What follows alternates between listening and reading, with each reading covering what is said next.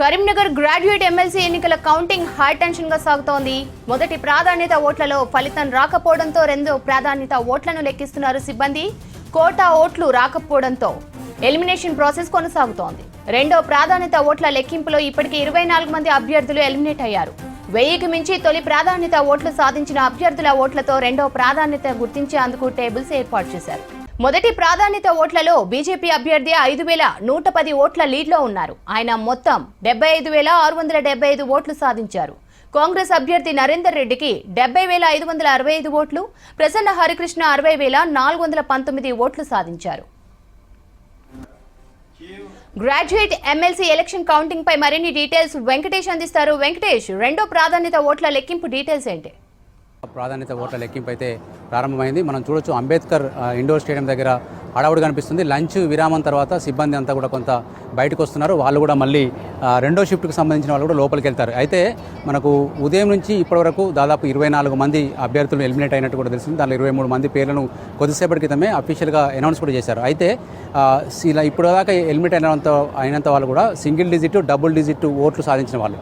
అందులో రెండో ప్రాధాన్యత ఉన్న ఓట్లను క్యారీ ఫార్వర్డ్ చేసి పైకి పంపించారు. తర్వాత క్యారీ ఫార్వర్డ్ చేసిన తర్వాత 100 అంతకు మించి ఓట్లున్న వాళ్ళని గుర్తించి వీళ్ళను టేబుల్ పైన లెక్కించేందుకు కూడా ఈ టేబుల్స్ ఏర్పాటు చేస్తున్నారు.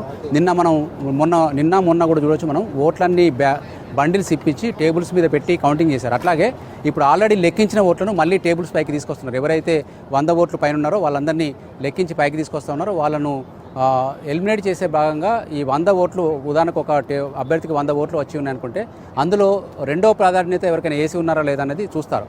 చూసినప్పుడు దాంట్లో 100లో సుమారుగా ఒక 50-60 రెండో ప్రాధాన్యత ఓట్లు ఇచ్చి ఉన్నారనుకోండి, ఆ 50 ఓట్లను మళ్ళీ ఎవరికి వచ్చినాయో వాళ్ళకి ఫార్వర్డ్ చేస్తారు. ఇట్లా ఒక్కొక్క అభ్యర్థిని తీసేస్తూ మొత్తం 54 మందిని తీసేస్తారు. ఎందుకంటే మొత్తం 60 మంది ఉన్నారు, 56 మంది ఉన్నారు పోటీలో, అందులో 54 మందిని తీసేస్తారు. అంటే ఒక ఇద్దరిని మాత్రమే ఉంచే విధంగా ఈ ఎలిమినేషన్ ప్రాసెస్ జరుగుతుంది. అయితే మనకు చెప్పుకున్న ప్రకారం కనుక తీసుకుంటే మొత్తం 3 అభ్యర్థులు 1, 2, 3 టాప్ పొజిషన్ ఉన్నారు. అందులో బీజేపీ అభ్యర్థి అంజిరెడ్డి 5,110 ఓట్ల లీడ్తో కాంగ్రెస్ కంటే ముందున్నాడు. కాంగ్రెస్ కిందున్న ప్రసన్న హరికృష్ణ కంటే దాదాపు 9,900 ఓట్ల లీడ్తో ఉన్నారు. అయితే కాంగ్రెస్కి ప్రసన్నకు మధ్య ఉన్న ఓట్ల తేడా, ఈ 9,900 ఓట్లు తేడా తగ్గాలన్నా లేకుంటే ప్రసన్న హరికృష్ణ ఇంకా బరిలో ఉండాలన్నా కూడా ఈ ప్రసన్న హరికృష్ణ కంటే కిందున్న ఓట్లు చాలా కీలకం. ఆ కింద మొత్తం ఉన్న ఓట్లే 16,000 పైచిలకు ఓట్లు ఉన్నాయి. ఈ 16,000 పైచిలుకులో అందరూ కూడా సెకండ్ ప్రయారిటీ ఇచ్చే అవకాశం లేదు. ఇచ్చినా కూడా దాదాపు 16,000 ఓట్లలో 10,000 దాకా ఓట్లు సెకండ్ ప్రయారిటీ ఇచ్చి ఉంటారు. మరి ఈ 10,000 మంది ఓట్లు ఏకంగా ప్రసన్న హరికృష్ణ కూడా పడే అవకాశం లేదు. కాబట్టి మనకు ఆటోమేటిక్గా జరగబోయే ప్రాసెస్ ఏంటంటే ప్రసన్న హరికృష్ణ ఓట్లు కూడా ఎలిమినేట్ అవుతాయి. ఆయనకు 60,419 ఫస్ట్ ప్రయారిటీ ఓట్లు వచ్చినాయి. ఎప్పుడైతే ఈ 60,419 ఓట్లను ఎలిమినేషన్లోకి తీసుకుంటారో ఇందులో ఏమైనా సెకండ్ ప్రయారిటీ ఉన్నాయనేది కూడా మళ్ళీ క్యాలిక్యులేట్ చేస్తారు. క్యాలిక్యులేట్ చేసినప్పుడు ఈ 60,000లో దాదాపు ఒక 40,000 అయినా సెకండ్ ప్రియారిటీ ఓట్లు ఉంటాయనేది అభ్యర్థులు వాళ్ళు అంచనా వేసుకుంటారు. అంటే ఈయనకన్నా ముందున్న అభ్యర్థులు. కొద్దిసేపటి క్రితం కాంగ్రెస్ అభ్యర్థి నరేందర్ రెడ్డి కూడా ఒక తన హోప్ వ్యక్తం చేశారు. ప్రసన్న హరికృష్ణ ఎలిమినేషన్కి వస్తున్నాడు, ఆయన కనుక ఎలిమినేషన్ వస్తే ఆయనకు వేసిన ఓట్లలో సెకండ్ ప్రియారిటీ తనకు అత్యధికంగా వస్తాయి, అప్పుడు నేను లీడర్కి వస్తానని చెప్పి ఆయన ఆశాభావం వ్యక్తం చేస్తారు. మరోవైపు అంజిరెడ్డి కూడా మాట్లాడారు. అంజిరెడ్డి ఏమంటే నేను ఆల్రెడీ 5,110 ఓట్ల ఆధిక్యంలో ఉన్నాను కాబట్టి ప్రసన్న హరికృష్ణ నుంచి తనకు కూడా కొన్ని వస్తాయి కాబట్టి తన లీడ్ కంటిన్యూ అవుతుంది, చివరి వరకు కూడా నేను టాప్లో ఉంటాను అని చెప్పి ఆయన చెప్తున్నాడు. అయితే కోటా ఓటు అనేది మనకు ఈ ఎమ్మెల్సీ ఓట్లలో కోటా ఓటు అనేది చాలా కీలకం. 1,11,672 అనేది కోటా ఓటు. ఎందుకంటే మొత్తం చెల్లిన ఓట్లు ఇక్కడ 2,23,343 ఇవి మొత్తం లెక్కించారు. లెక్కించినప్పుడు దీంట్లో సగం ఓటును చేసి బై 2 చేసి +1 కలిపినప్పుడు ఈ కోటా వస్తుంది. ఈ కోటా ఓటు ఎవరైనా రీచ్ అయితేనే వాళ్ళను విజేతగా పరిగణిస్తారు. నిజానికి అది మొదటి ప్రాధాన్యత ఓట్లో కొన్నిసార్లు జరిగిపోతుంది. మనకు 2019లో ఎలక్షన్ జరిగినప్పుడు జీవన్ రెడ్డి ఫస్ట్ ప్రియారిటీ ఓటుతోటి గెలిచిపోయాడు. ఆ రోజు ఉదయం ప్రారంభమైన కౌంటింగ్ తెల్లవారు 2 గంటలకల్లా అయిపోయింది. కానీ ఇది మొన్న ప్రారంభమైంది ఉదయం 8 గంటలకు. మొన్నంతా జరిగింది, నిన్నంతా జరిగింది, ఈ రోజు కూడా రాత్రి వరకు కూడా జరగబోతుంది. అంటే 3 రోజులు మారథాన్ కౌంటింగ్ జరగడం వెనుక కారణం ఏంటంటే ఫస్ట్ ప్రియారిటీలో ఓటు తేలకపోవడమే. అందరూ కూడా దాదాపు ప్రసన్న హరికృష్ణ అయితే 60,000 దగ్గర ఆగిపోయింది. ఆయన విజేత కావాలంటే కోట సాధించాలంటే 51,000 పైచిలకు ఓట్లు రావాలి. 51,000 పైచిలకు ఓట్లు రావాలంటే కింద నుంచి రావాలి, కానీ కింద అన్ని ఓట్లు లేవు. కాబట్టి ఖచ్చితంగా ప్రసన్న హరికృష్ణ ఎలిమినేట్ అవుతాడు. ఎలిమినేట్ అయినప్పుడు కిందున్న 16,000, 60,000, 78,000 ఓట్లు అవుతాయి. ఈ 78,000 ఓట్లను 1కి 2కు పంచడం చాలా ఈజీ అవుతుంది. కోట సాధించడానికి కూడా అవకాశం ఉంది. ఆ కోట సాధించడానికి అవకాశం ఉన్న అభ్యర్థులు మాత్రం ఇద్దరే, బీజేపీ, కాంగ్రెస్. మరి బీజేపీ 5,000 లీడ్లో ఉన్నప్పటికీ కూడా ఇంతకుముందు నరేందర్ రెడ్డి చెప్పినట్టుగా కొంత అవకాశం అయితే నరేందర్ రెడ్డి ఫస్ట్ పొజిషన్ పోవడానికి అవకాశం ఉంది. కానీ అది వన్ సైడ్గా కాంగ్రెస్కు ప్రసన్న హరికృష్ణ నుంచి ఓటు షేర్ రావాల్సి ఉంటుంది. మరి అట్లా వస్తుందా రాదా, కానీ అభ్యర్థులు మాత్రం కొంత ఓపుగా ఉన్నారు. ఎప్పుడైతే ప్రసన్న హరికృష్ణకు సంబంధించిన ఓట్లు పంచడం మొదలవుతుందో అప్పుడు ఇంకా ఈ ఉత్కంఠ చాలా ఇంకా కీలకంగా మారుతుంది. చాలామంది బయట ప్రాంతాల నుంచి కూడా పదే మన కౌంటింగ్ హాల్కు మీడియా వాళ్ళకు కావచ్చు, పోలీసులకు కావచ్చు, ఇక్కడ ఉన్న అందరికీ ఏం జరుగుతుంది అని తెలుసుకునే ప్రయత్నం చేస్తున్నారు. ముఖ్యంగా పార్టీ నాయకులు కూడా అందరూ ఇళ్లలో ఉన్నారు, కేవలం అభ్యర్థులు మాత్రమే ఇక్కడ ఉన్నారు. బండి సంజయ్ గత 2-3 రోజులుగా ఇక్కడ ఉన్న ఎన్నికల పరిస్థితిని పర్యవేక్షిస్తున్నారు ఇంటి దగ్గర నుంచి. Already teacher MLC Malka Kumaraiah గెలిచారు కాబట్టి బీజేపీ కూడా గెలుస్తామన్న ధీమా ఆయన వ్యక్తం చేశారు. సంబరాలు కూడా సిద్ధమవుతున్నారు. అట్లా మనకు కాంగ్రెస్ పార్టీ నుంచి కూడా ఇక్కడ ప్రచారం చేసిన నాయకులు కావచ్చు, తర్వాత అధికార పార్టీలో ఉన్నాం కాబట్టి నరేందర్ రెడ్డికి ఎట్లాంటి ఓట్లు వస్తున్నాయి, ప్రసన్న హరికృష్ణ నుంచి ఎంత షేరు మనకు వస్తుంది, వాళ్ళంతా పెన్ను పేపర్తో లెక్కలేసుకునే పనిలో ఉన్నారు. ఇది ఓవరాల్గా లెక్కలతో కూడిన ప్రక్రియ ఈ ఎమ్మెల్సీ అనేది.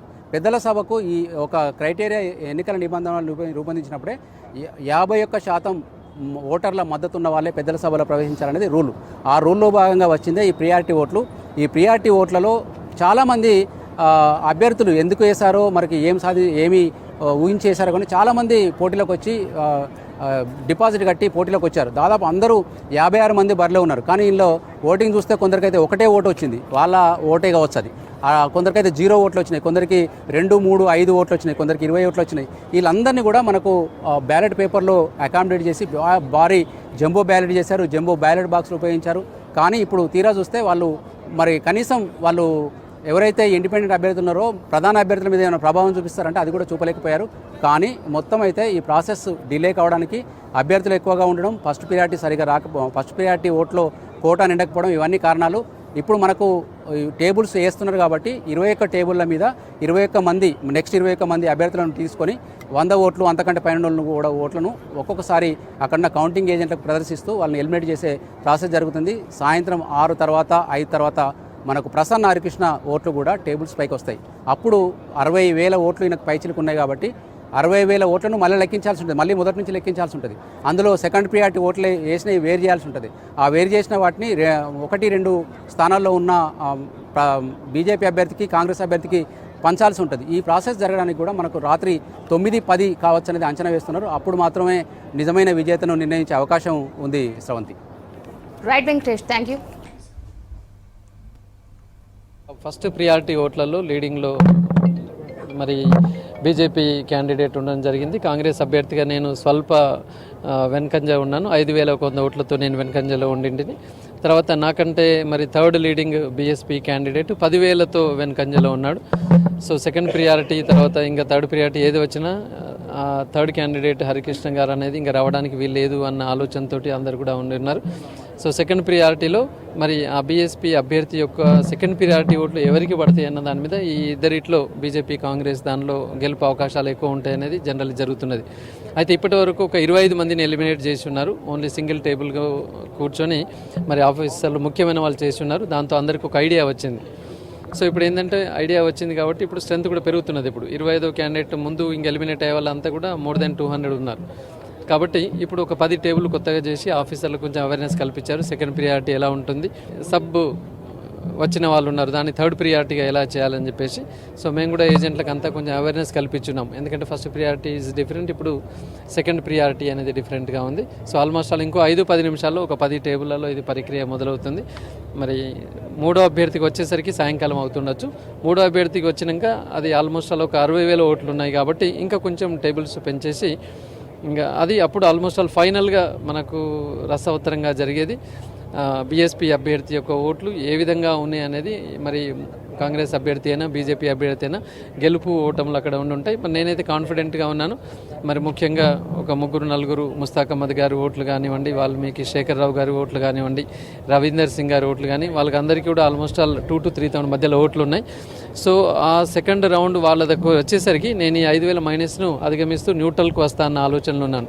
తద్వారా ఏమవుతుందంటే సాయంకాలం జరిగే ఆ 3వ అభ్యర్థి యొక్క సెకండ్ ప్రియారిటీలో ఖచ్చితంగా మనం ముందుండి ఏదేమైనా ఖచ్చితంగా గెలుస్తా అన్న ధీమాతోటి